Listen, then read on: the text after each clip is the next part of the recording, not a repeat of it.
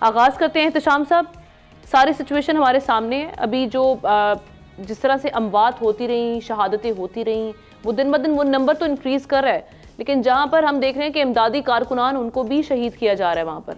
और अब जो सारी सिचुएशन है उसमें ये कहा जा रहा है कि जी अब इस पर काम हो रहा है और इस इशू को सीज़ फायर को रोकने के लिए पार्टीज अग्री हो गई हैं 90%। किस तरह से देख रहे हैं इन मामला को?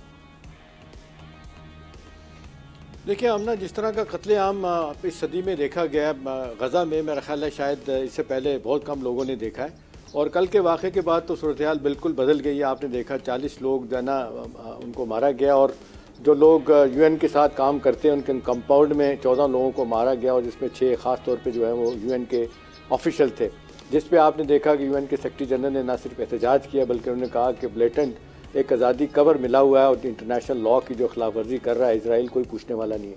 इससे पहले भी कई दफ़ा वो ये बात कर चुके हैं, लेकिन वो जो आप बात कर रही हैं कि जूं नहीं रेंग रही, अमेरिका और ख़ास तौर पे यूरोप जो है ना इस हवाले से लगता है कि जिस तरह बेल्फोर डिक्लेरेशन आया था 47-48 में और एक रियासत क्रिएट की गई थी और आज तक कॉन्फ्लिक्ट ख़त्म नहीं हो रहा। और आप देख लें, अब ये लग रहा है कि जी इतना अर्सा गुजरने के बावजूद ये जो आपने देखा अक्टूबर में कॉन्फ्लिक्ट शुरू हुआ था और हमास ने एक हमला किया जिसमें 200 लोगों को मारा गया।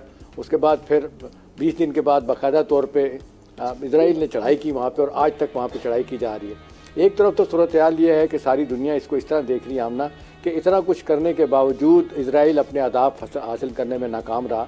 हमास थोड़े से लोग हैं, ज़्यादा लोग हैं, 4000 फाइटर हैं, 10,000 हैं, लेकिन अभी तक उनको ख़त्म नहीं किया जा सका। दूसरा, इजराइल के लिए बहुत बड़ी एम्बेरसमेंट है कि 70-80% तक उनके हॉस्टेजेस जो है ना उनको छुड़ाने में नाकाम रहे हैं। नतीजतन आपने देखे कि लाखों के मुजाहरे जो है ना तल अवीव में और पूरे इजराइल में हुए, लेकिन नेतन्याहू जिनकी पॉपुलैरिटी ग्राफ बहुत नीचे आ चुका है, वो बिल्कुल तैयार नहीं अपना नुक्ता नज़र बदलने के लिए। उसकी बुनियादी वजह जो मुझे ज़ाती तौर पर आमना समझ आ रही है कि अमेरिका बरतानिया का प्लान है कि वो मिडल ईस्ट का एक नया नक्शा बनाना है। उसमें आपने लेटेस्ट आपने देख लिया, आपने जिस तरीके से अमेरिका के वज़ीर ख़ारजा का आईटी में बयान आया कल, उन्होंने कहा कि जी होपफुली सीज़ फायर हो जाएगी, उसके बाद सऊदी अरब जो है ना वो इजराइल को तस्लीम कर लेगा।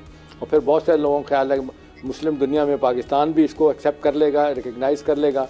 और इससे पहले आपने देखा कि वो जो टाइम ऑफ इजराइल की स्टोरी है जिसमें बानी पीटीआई के बारे में कहा जा रहा है कि जी वो बेहतरीन तौर पर हमारे अहदाफ हासिल करने में कामयाबी दे सकते हैं। अब सवाल यह है कि जी सऊदी अरब का इस तरह से तस्लीम कर लेना, अगर वो जिस तरह ब्लिंकन का ऐलान किया गया दावा है वज़ीर ख़ारजा अमेरिका का, तो उसके बाद तो सूरत हाल बिल्कुल बदल जाएगी। और फिर तो ये वाकई लग रहा है कि आमना जो कहा जाता है ना कि next ruling state of the world कौन सी होगी, तो वो कहा जा रहा है इजराइल को बनाया जाएगा। अगरचे बहुत कुछ अभी तय करना है, लेकिन एक बात अपनी जगह तय है कि जितने इंटरनेशनल अदारे हैं, ह्यूमन राइट्स के अदारे हैं, सब ने इतना भरपूर कंडेम किया, लेकिन आप देख लें कि वहाँ पे लड़ाई ख़त्म होने का नाम नहीं ले रही। और जिस तरीके से भरपूर मज़म्मत आ रही है इजराइल की, वो पीछे हटने के लिए तैयार नहीं। तो बड़ा वाज़े तौर पे लग रहा है कि लॉन्ग टर्म एक अहदाफ मुकर्रर किए गए हैं, और इसमें माज़रत के साथ हमारे मिडिल ईस्ट के ममालिक भी शामिल हैं। लेकिन ना जो रुक गया था सिलसिला, यूएई ने एक्सेप्ट करना था, रिकगनाइज़ कर लिया तो सब मेजर एक्सटेंड, बाकियों ने भी कर लिया, फिर उसके बाद सऊदी अरब का नंबर, और फिर उसके बाद हमारे जैसे मुल्कों को भी कहा जाएगा ये आप काम करें।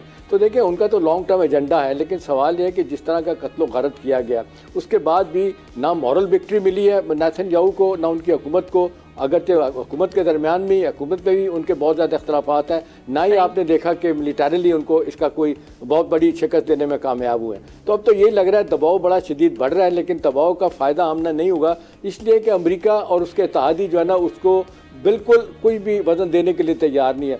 यूँ लग रहा है कि बड़ा भरपूर मौका इजराइल को दे रहे हैं कि अपने अहदाफ हासिल करें, अगरचे अहदाफ हासिल करने में उसको कामयाबी नहीं हो रही। जी ठीक है, सब्सक्राइब करें और बेल दबाएं ताकि कोई खबर रह न जाए।